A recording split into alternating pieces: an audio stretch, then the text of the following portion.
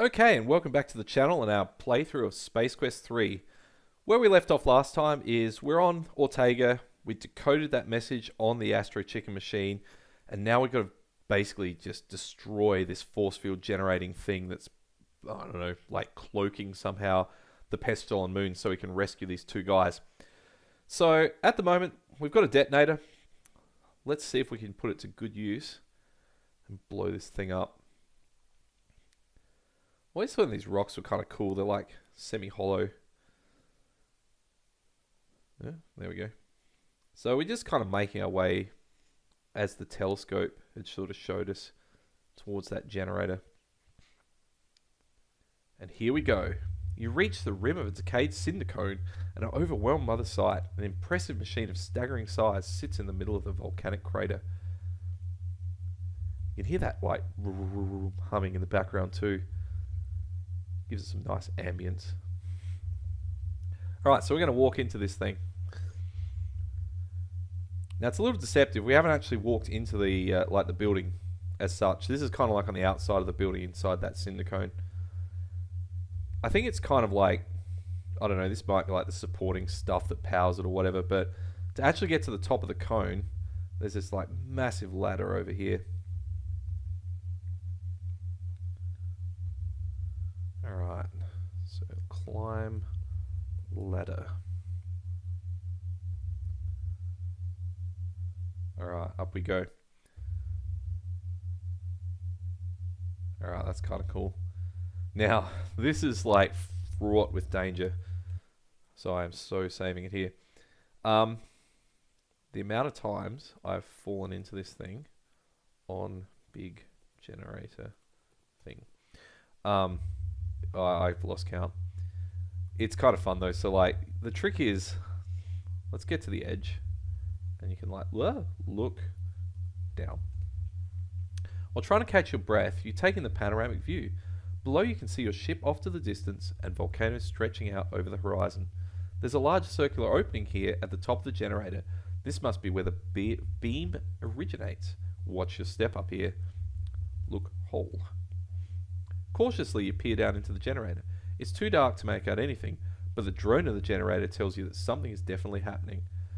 Now, if you check out the old inventory, what do you think we should drop down the hole? Well, maybe that detonator, but first, just for fun, if you do get close to the edge, I always love this. No! Wow, that was a long way down. It wouldn't be so bad, except for the sudden stop at the end. Next time, don't get so close to the edge. I always love thinking about this like a comedy, like, you know, some hero coming up to the edge and then just like literally tripping, falling down the hole, and then the bad guys win. But we're not going to let that happen today. Alright, so if we drop detonator, just casually drops it into the hole. The explosion disables the force field generator. You may now travel safely to Pestilon. Sweet. Climb down.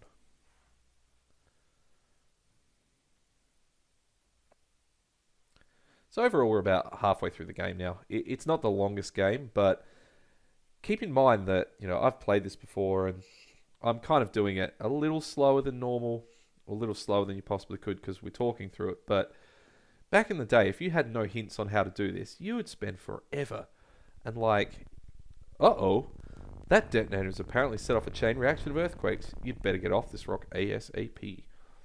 But yeah, you'd spend months on this, like, unless you wanted to pay for the Sierra hint line. But that's the enjoyment and the frustration at the same time. It was frustrating because it took forever and you got stuck on the same puzzle, but it was really rewarding when you actually got it and you could string it all together. Alright, so I think we better heed the warning of let's get off this rock ASAP. So let's make our way back to the ship. I've never actually hung around on here for like hours and hours to see if the planet collapses or something funny. Knowing Sierra, I assume it might, but yeah, I've never had it like blow up on me to the point where I can't get back to the ship or something. So here's a fun little fact. When we go back, oh, more earthquakeage. when we get back to here, my, things certainly have changed since you were here last. That unstable rock is falling into the simmering lava below. That's an issue. So, before we notice there's an anemometer, which is kind of cool. And doesn't that kind of look like a pole? Like a stick?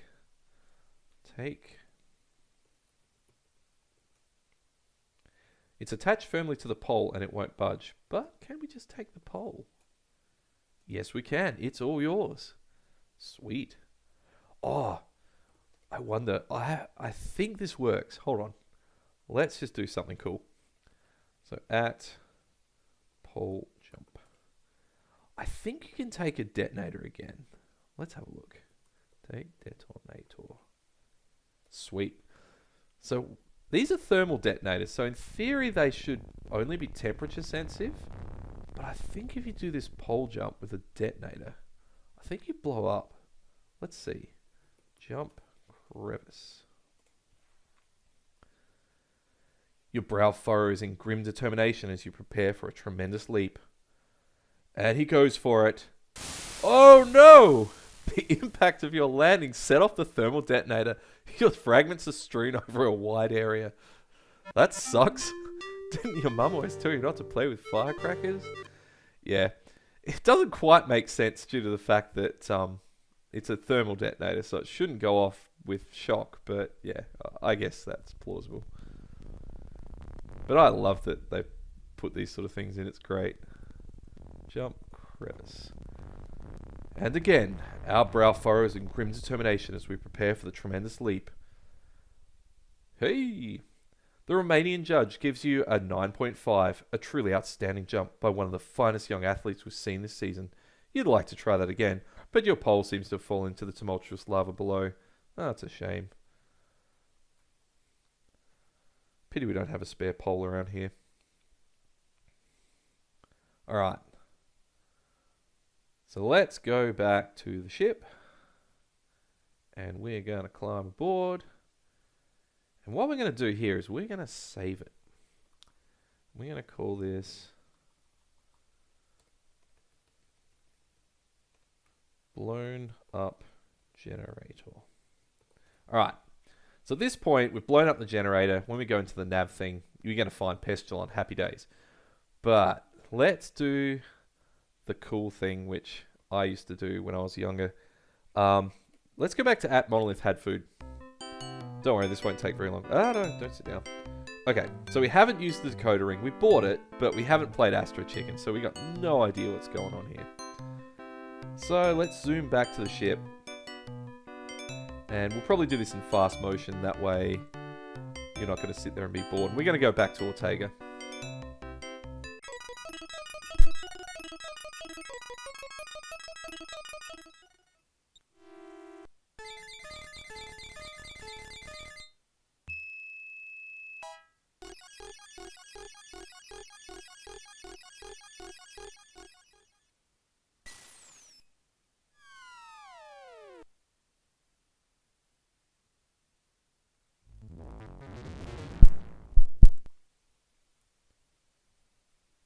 Alright, so there's still some dudes here. Look, men. Obviously loyal company men, the ScummSoft employees are happily performing their duties, but looking at their weapons, you probably don't want to get too close. Okay, so it still knows they're ScummSoft. I didn't think it did, but let's just wait till these dudes fly away.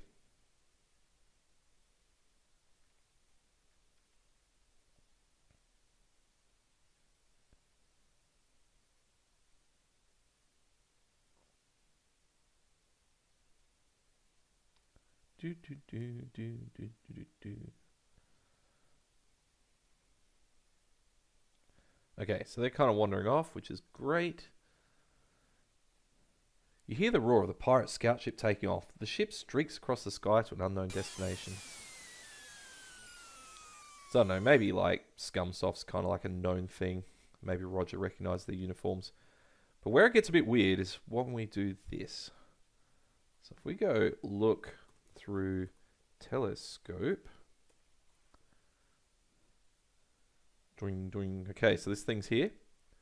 What is that thing anyway? Maybe it's a TV transmitter beaming game shows and championship wrestling to all corners of the globe. It's like, I don't know what I'm looking at. Like, I just flew here and I'm like looking through a telescope. But the cool thing is you can still do all the puzzles. Like, let's grab a detonator. Take detonator. Alright. So again, we'll do a fast speed all the way back up to the top of the generator.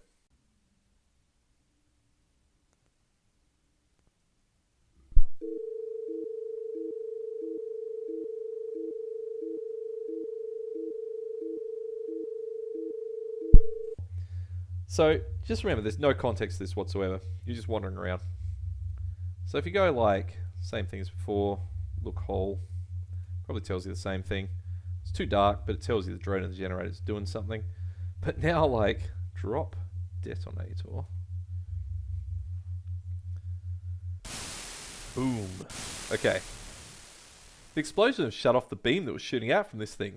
Somebody's going to be really sore at you for this. But like, you just think about it. You've just gone to this planet. You've found this thing, and you're like, "Hey, it could be like beaming out TV shows to the galaxy." You've just literally thrown a detonator down the hole. It's like, what are you doing?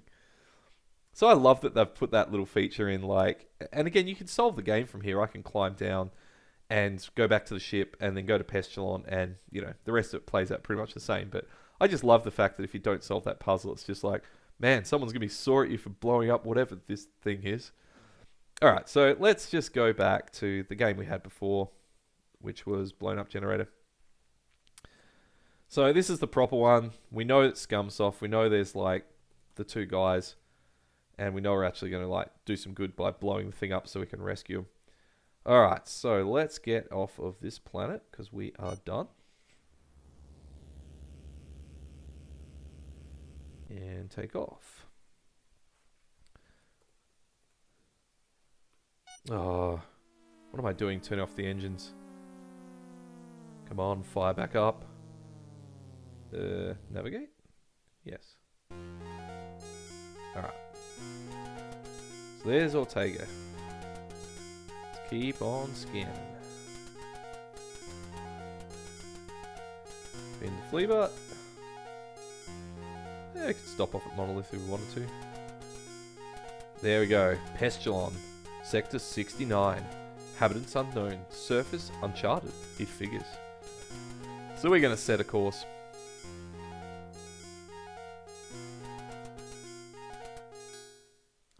Okay. Again, you can do this on cruise speed if you really want and wait an hour, but let's do it the quick way.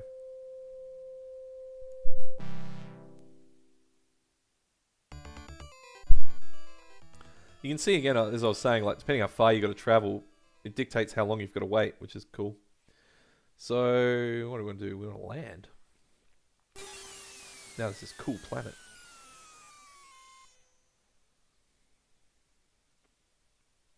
I was always a bit sad. Pestilon, it's a really pretty planet when we get out here.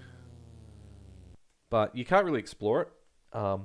There's literally, well, 3 screens. There's this one, and no matter which way you head, takes you to the second screen, and that screen takes you to the third screen. But yeah, what a peaceful planet for a software company, you think to yourself. What a shame it had to be ScummSoft.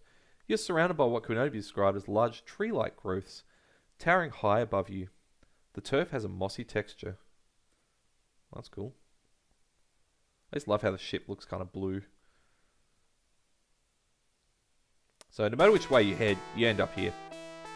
So you make your way through this forest of strange trees to this clearing, where you discover the entrance to some large underground complex. This must be ScummSoft. Suddenly the door of the complex begins to open. Oh no. There's some dudes coming out. And they've probably got those jello guns. Several guards file out the entrance, disperse into the woods. They must have been alerted to your presence when you landed. 2 guards remain behind to watch the entrance. I'm going to save it here because it's not actually that difficult, but just in case. Hey, I already named it from last time. Alright, so you can leave here and it's going to ask you, do you want to go back to the ship? Do you want to go to ScummSoft? I'm like, where to, buddy? If you just go to ScummSoft, it's pretty funny. you literally just get shot. It's like, yeah, let's walk out the bushes and up to these armed guards. That seems like a good idea. So, again, have a look at the old inventory here. What have we got? Well, we have an invisibility belt. Wear belt. You wear the belt. Turn on belt. Wow, this thing really works. You then quickly realise you only have a few moments before the belt's power pack is depleted. So we had better leave. Isn't this cool? Dudes are just literally standing there. They've got no idea. What happens if you bump into one of them? Nothing. Alright, so down into the ScummSoft. Oh no. What's happening? It looks like you've just made it in time, as your invisibility belt is now completely out of power. Yeah, I paraphrased that a bit, but oh well. Okay, so here we are at ScummSoft. Press the button, that'll let us in this door. Always surprised me the guards didn't like hear the door open and be like, hey, what's going on down there, but whatever. Man, check out that hairstyle, that is awesome. Okay, so this is ScummSoft. It's like a giant donut. You can literally just walk around in a circle for freaking ever. You gotta be a little bit careful here. Some of these doors obviously lead into rooms and there's people and they're like, hey, you don't belong here, let's shoot you. So, in the interest of time, we need to go into this, whoops. I love how the door just disappears too. If you don't line it up just right, the door like literally disappears. So if we go into this room, nothing happens. Look around. You find yourself in, guess, a janitor's closet. You certainly have a sixth sense about this kind of thing. Okay, look, closet. Oh, we're having a rummage. Rummaging around the cramped closet, you find a pair of old, grimy janitorial coveralls. Wear coveralls. That'd be a good disguise. What a great idea, Roger. No one would be suspicious of a janitor walking around. Yeah, no one notices them. You grab the coveralls and pull them on. Pull them on? Well, I guess you pull on coveralls, you don't really put them on. Seizing the opportune moment to dump all of the old items out if you've been pocketing along the way. What a great disguise. Wait, what's this? You reach down into the pocket of the grimy coveralls and what do you find? Well, what do you know? A Mr. Garbage. A trash vaporizer. You've seen all these babies in all the janitorial supply catalogs, but your superiors are always too cheap to outfit you one. That's kind of cool. Okay, so we are now at closet with what's it called? Vaporizer. Cool. So now we're disguised. So again, Janice is pretty low key. No one's really going to notice them walking around. Pretty normal.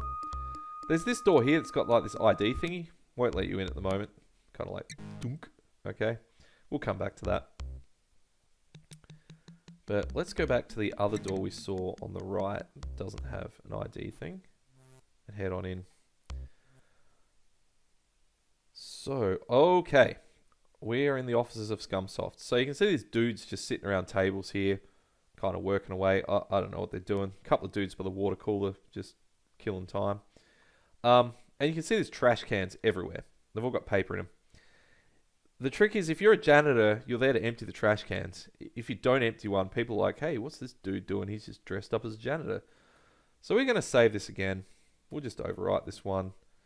And we'll just call it at getting rubbish. So, okay. What we need to do is use the vaporizer. Now, if you don't line yourself up with a... So what happened there was I tried to walk out by accident because I pressed the down arrow and they've just worked out because I didn't empty the bins. I must be like an intruder. So this, I don't know what, like frisbee thing just came and like turned me into a lump of jello. So that's cool. You've demonstrated a surprising lack of janitorial skill. Perhaps this would be an opportune time to brush up on your technique with Space Quest 1 and 2. Ironically, you don't relate to anything janitorial in Space Quest 1 and 2. You get a mop at the end of 1, but like you don't really clean. Oh, no, you start cleaning up a little bit in Space Quest 2, I guess, but not really. Okay. Luckily, I saved that. So what we're going to do, use vaporizer. It's American, so with a Z. Trick to this is the F3 key repeats, so you don't need to type it like a million times. As I said, if you walk past one and walk too far, the frisbee is going to come and like turn you into a lump of jello, which kind of sucks. There's no cheat around this. You just kind of have to work your way through. But luckily, it doesn't take too long. From what I remember, you go through this way. But it could be... No, that's the wrong way. Damn. Okay. Doesn't matter. We'll just do this while we're here. Because you can see sort of down the bottom, there's like a photocopier. Oops. You missed. Try again. We need to use that photocopier because that door we saw earlier that we couldn't get in, I said don't worry about. Notice there was like a bit of a camera thing on it. It's like a photo ID thing, so it does like a not a retina scan, but like a facial scan.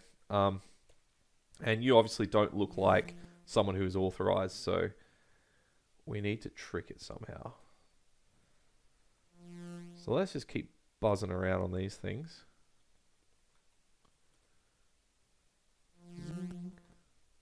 I always like the pleasant noise of the vaporizer. Programmers really did great work utilizing like the sound card's capability back in the day. I know it doesn't sound like super realistic, but that's what made these games. I always love this bit here too. So this dude here, like you can sort of see he's like a kind of ugly looking dude. His face is on that photo because he's the CEO. So we're just going to actually walk out of here and we're going to come straight back because we don't want him to be in the room. But if you look on the left, it's even funnier. You've got like these two dudes with whips and just like whipping the programmers as they walk past and like forcing them to code. I think that the one on the left, I'm pretty sure is Ken Williams, the CEO of Sierra. The one on the right, I'm not 100% sure if it's was it Al Lowe, the dude that did Leisure Suit Larry? Kind of looks like him, but I think it might be those two dudes. But don't quote me on that. Anyway, if we go back to the office now, the dude's gone. You can look around. You're in the boss's cubicle area. The boss is out. Be yourself. Look desk. All the desk drawers are locked. Have someone carelessly left a key card? Sweet. Take the key card. So again, that door that we need to get in needs a key card to get it unlocked, and then it has like a face scan thing to make sure you're who you say you are. If you want, you can kind of wander around here. I might actually save it at this point because one wrong move and the frisbee's gonna get us. So we have a look out here. We've got this like sweet balcony, and there's our ship. Look around. You stand on the platform overlooking the ScummSoft vehicle bay. In the center of the hangar sits your ship, surrounded by rows of short-range skull fighters. Now, how will you ever get out of here? Yeah, classic. Don't worry, we've got that handled. Oh crap, he's back in his office. Okay, probably should have done that the first time around, but let's just empty his trash again and hopefully he doesn't notice. Maybe he won't. Use vaporizer. Sweet. Okay. So theoretically, we can just go get the photo and get out of here, but we do have to empty all these bins. If you try and walk out and so much as one is forgotten, that's it. You're done. So let's just kind of wander our way back. Pretty sure you can't. It's kind of like a circle. If you keep walking straight, you kind of end up on the other side, but I'm pretty sure there's like a partition wall or something you can't get through. Because I remember this being very regimented. Yeah, you come out on the right-hand side, but because it's all partitioned off, you're kind of stuck. So let's empty this dude's bin. Let's go for this one as well. Alright. So this photo looks familiar. Again, it's the CEO dude. Look, photo. The boss, Elmo Pug. Yeah. Not the most stylish glasses. Terminator dudes are way better. Alright, so. Take photo. Now, you can basically surreptitiously snatch the photo. You can do that, but if you try and walk out with it, you're done. You know, like you're carrying a huge photo under your arms. Luckily, there's this handy dandy photocopier. Look, photocopier.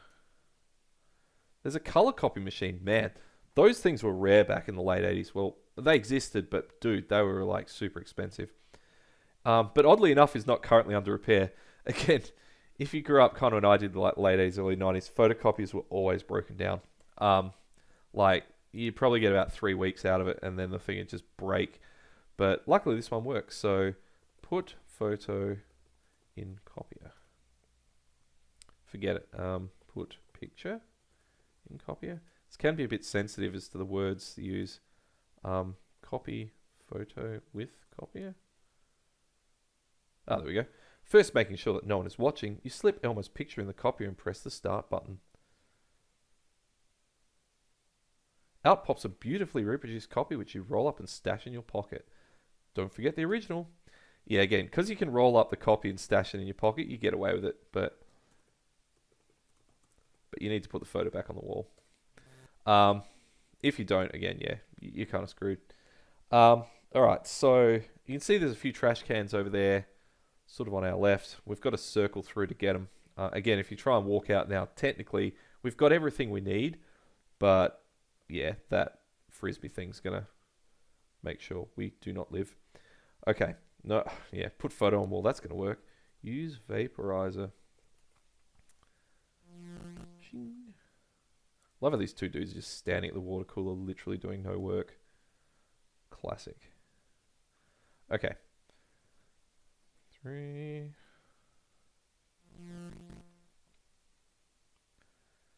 So I wonder what happens to the trash after you vaporize it. It's like literally just turns into gas. Oh no. No, no, no, no. What did I do wrong? I must have walked one too many steps. Alright. Yeah, so that was cool. So we have to go back to here. Alright, let's speed through this and get back to where I was.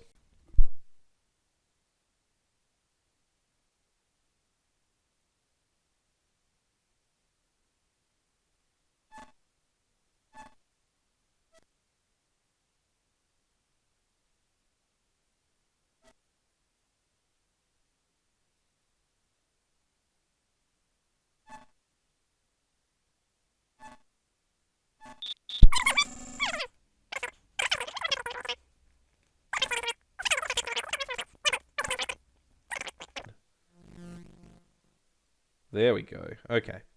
Again, like, if you didn't know, you just wouldn't know. Like, it'd be super frustrating. Okay, there we go. So that's got all of the rubbish bins emptied in this little, like, office thing, I guess you'd call it. So we should be able to leave and not get dead. So, whoops. Let's save the game. Cross our fingers. Sweet. Okay. Love like the rag hanging out of the back pocket. Classic janitor. Okay. Okay. Look, door. The door has a keycard security system as well as a composite facial scanner. It'll be tricky gaining access. Okay. Insert keycard. So we've got that one off the boss's desks. I'm in. Then you hear a synthesized voice say, keycard verified. Stand by for composite facial scan. Hold photo. Yeah, these are pretty primitive scanners back in the day. Ching. Sweet. Okay. So here we are. There's the two guys that we're here to rescue. Now, this also got me when I was young for like quite some time. I was like, how the heck do you get across this thing? Like, open bridge, like, you know, what do you do? But the clue is you can sort of see on the other doors, like there's that little keypad thingy. You can see it on door 6 and I guess it's door 7, sort of on the east and the west. There's a keypad on the door that we just walked in. You just can't see it. So, again, I'm going to save it here because this can go a little wrong at 2 guys in Jello. I think you just do press button. Yeah, that works. But yeah, that took me forever to work that out. So yeah, another classic Sierra thing. Now, another thing that doesn't quite make sense to me is if they're in jello, like, when we get encased in jello, we suffocate. So I don't know how these two guys are alive, but free guys. Good idea, but how? Eat jello. Yuck, you hate lime jello. Yeah, it's actually not that difficult. You just use the vaporizer again. Somehow it doesn't vaporize them. You successfully free the two guys from their slimy confines, and they begin to speak. Thanks, dude. It's great to be out of that green stuff. Hey, what's your name? Roger Wilco, you admit. They discovered our distress message we coded in the Astro Chicken game. They sent us here as punishment. Let's get out of here before we're discovered. But this is classic Roger Wilco. Like, literally just screws it up, and there's like no exit now. And we're stuck on like this podium thing. So what's your plan for getting us out of here, Wilco? And yeah, there's armed guards at every single door. And the whole ScummSoft's watching us. That's great. Nobody's going anywhere. Yeah, I can't do that voice. Hey, hey, hey. You must have thought you were pretty clever, Mr. Wilco, disguising yourself as a janitor. Unfortunately for you, my boys found out your sorry excuse for a ship in the woods. Escort this gentleman to the arena. You boys haven't seen a good fight in quite a while. And do away with those two Andromedans. They've been more trouble than they're worth. Take them away. It's funny to disguise yourself as a janitor. You actually are a janitor by your professional, so you're not really disguised, but I guess you're disguised within this thing. Now, here's a little a hack that you can do. Again, not a lot of people realize. You can actually save it in a minute, because you're going into a bit of a battle thing here. So you and the two guys are separated and escorted away. A door opens and you're led into the dark unknown. I always used to save it like super early on, and then you'd have to wait for all this cutscene stuff, but you can literally save it like right here if you use the escape and then save game. It won't let you type it, but this part works just fine. So we're going to call this one at Battle Bots, which are basically just rock'em sock'em robots, but actual real life sized ones, which is kind of cool.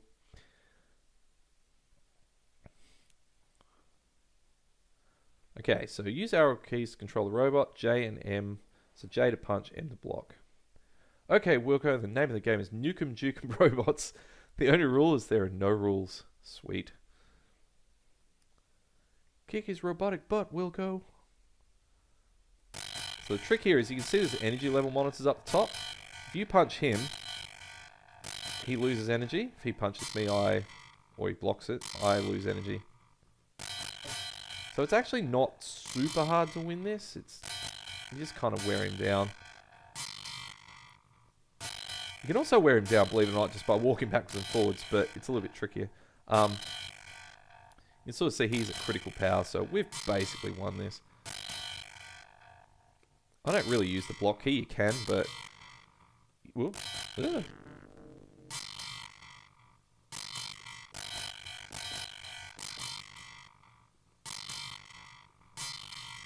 Crap. Maybe I haven't won this yet. He wasn't blocking.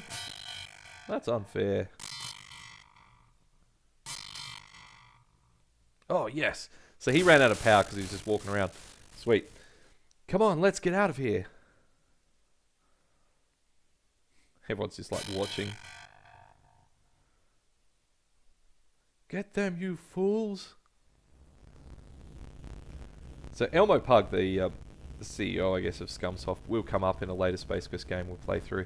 Not my favourite Space Quest by any means, Space Quest 6, but he does come up again. So he's not dead. Now the fun part. So we've got our ship. We are rocketing away from the planet. We've done it. So, well, Roger, you done good. You've managed to rescue the two guys and escape from Pestilon alive. Looks like this will be a milk run from here on out.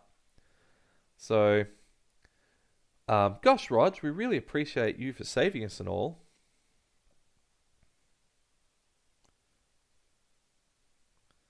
I think these dudes just kind of talk for a minute.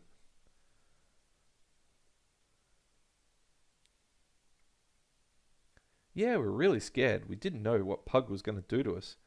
Well, like, in case you're in Jello, I think he was probably not going to throw you a party. Still don't know how you breathe in there, but I don't know. Maybe they're aliens. Maybe they don't need to breathe. Got some cool shades on too. Hey, don't you think we better get out of here? Yeah, we probably should. Oh, light speed is non-functional. That sucks. Well, we've got attack speed though. That's kind of something. The Joker's back on Pestilon must have tampered with the light speed thingamajig. Warning, short-range fighters are approaching from the rear. Weapons lock detected. Well, we better get to the weapons system. Okay, so here we are in the weapons system. Now, it gave you a bit of a clue. It said fighters coming from the rear. So we turn on our back shields. Now we've got a target in the front. Turn on the front shields and boom, blown away. So this part here, it can be a little bit tedious, but you basically follow what the radar tells you. Target's negative, turn off your shields, which I guess conserves them. And then target in rear, turn on the back shields. Target in front, turn on the front. The hardest part is actually getting this tracking system to work. For the longest time, I didn't know you could use the arrow keys to move the crosshairs, and I just waited for the ship to like drift in front of the center and just hit the fire key with a spacebar, which honestly, it worked, but you'd have to go through this probably 4 or 5 times before you'd beat it.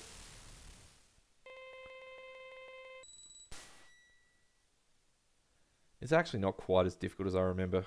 I used to think it was like kind of impossible when you use the arrow keys to actually get to home in, but playing it again, it's not too bad. So, I think you're allowed to miss one of these if you can't get it with the tracking and shooting it. But after that, it wears your shields down so much that your ship just gets just basically destroyed, which is pretty annoying. You do get a pretty funny like death screen like you normally do. Something about explosive decompression sucks or something like that. Come on. No. This dude is tricky. Yes. The remaining enemy ships have given up and are heading back to the planet. Looks like you're just too much for them. Sweet. Okay. So let's go back to the cockpit and see what these 2 dudes are doing. But man, oh man, you really showed those bozos a thing or two. Now can we get something to eat? Yeah, well, if the light speed worked, we'd go get a monolith burger. Crank a big belcher combo or 3. You inform the guys that light speed is no longer functional. They're not overly pleased by this piece of news. What? Ungrateful. Now I'll never get any food. Some rescuer you are. Hey, what's this thing on the wall? It says Lightspeed Maintenance Access Panel. Gee, maybe I can fix this bucket of plaster bolts. Yeah, this is it. This fanbelt thing just came off. The round thing it was on. Just a second. This dude's got no idea what he's doing. Okay, she's all fixed. Let's go grab a burger. That's a great theory, buddy. But too late. You realize that you have no course laid in. Rookie move. The light engines kick in before you can override. You inform the 2 guys that the light speed is now functional, but it's out of control. They're not overly pleased with this bit of news either. Classic. Oh, we're gonna die. Why did I get up this morning?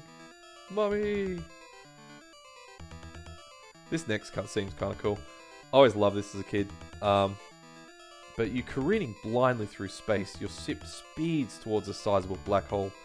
Once within the gravitation of the black hole, there is no escape. You plunge into destiny.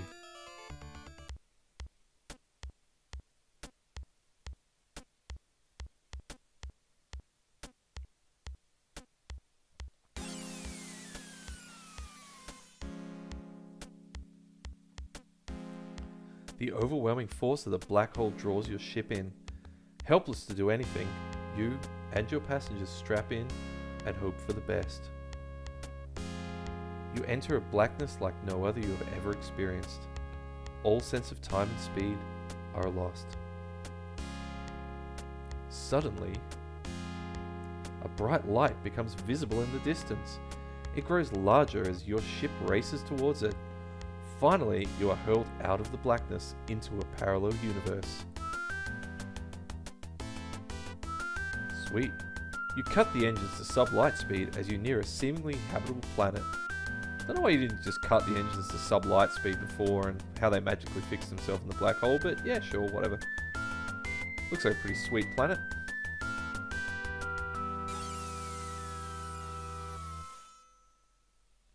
And where else do we find us but Sierra Online headquarters? Always thought their building was really cool. You can Google an image of what it looks like in real life, but it's basically that. It's like a wood log thing. Unfortunately, it's not Sierra anymore. It's like, I don't know, a supermarket or something.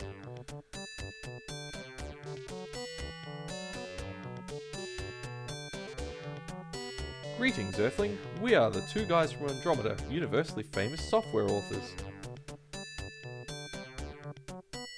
And I am Roger Wilco, space-age swashbuckler and all-around nice guy. Hello, I am Ken Williams, president and founder of Sierra Online. So, you guys are software authors, hey? What are your credits?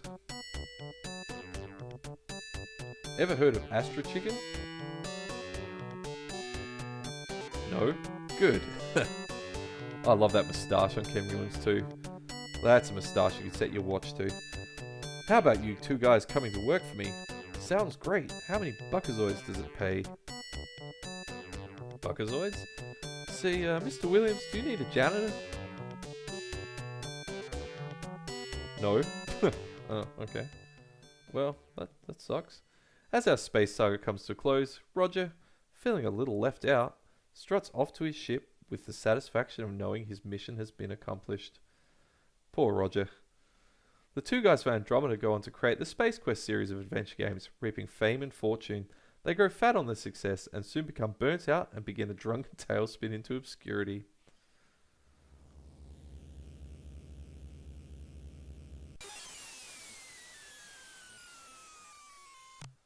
And so we bid our hero a fond farewell as his ship, once again, bursts into light speed.